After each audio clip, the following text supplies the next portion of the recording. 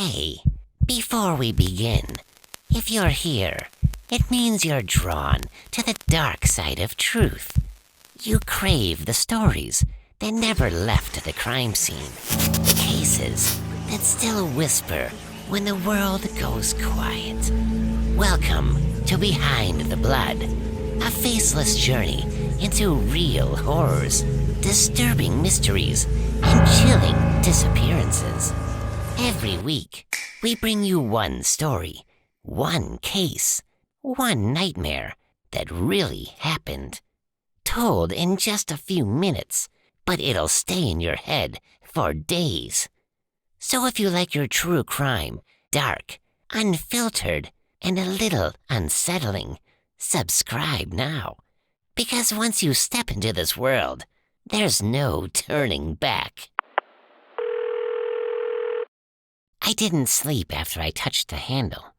I could still feel it, cold, damp, like it had been waiting for me all these years. Every time I closed my eyes, I saw the words burned into my mind. She lives beyond. But last night, I heard more than her. It began at 3:17 a.m., a whisper sliding under my door. At first, I thought it was the girl's voice, but this time, it was different. Lower, slower, hungrier. I froze. My room was dark, except for the thin slice of moonlight on the floor. The sound grew louder, like someone was pressing their lips against the crack beneath my door. I got down on my hands and knees, pressed my ear to the wood. Silence. And then, one knock. Heavy, deliberate. It didn't come from my hallway. It came from inside the attic. The air in my room changed. It felt thick, damp. Each breath came out in short clouds, even though the house was warm. Then, her voice. "Help me, brother. Help me." Her tone was desperate, but there was something else. A second sound, right behind her words. Breathing. At first, it matched her pace. Then, it didn't. Two different rhythms. Two different things. Breathing. I grabbed my flashlight. It flickered the moment I turned it on. And that's when I saw it. A thin, black shadow slipping out from under the attic door. It wasn't smoke. It wasn't light. It was shadow. And it moved like it was alive.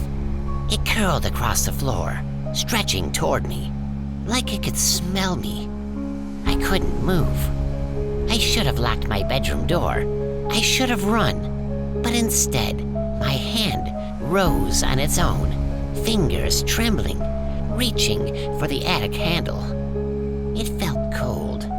And worse, it was pulsing, like a heartbeat.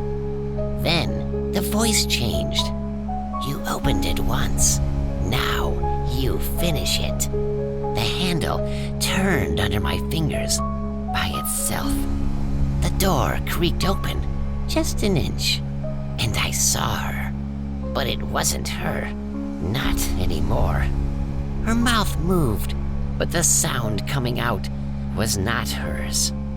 The lights exploded, glass shattered, darkness swallowed the room, and in the dark, something pressed its lips to my ear. "We're coming through." You've just stepped into another real nightmare. This was Behind the Blood.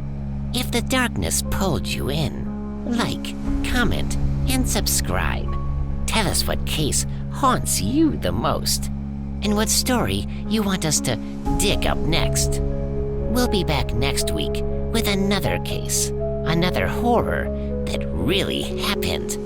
Until then, stay curious, stay cautious, and never ignore the voice in the dark.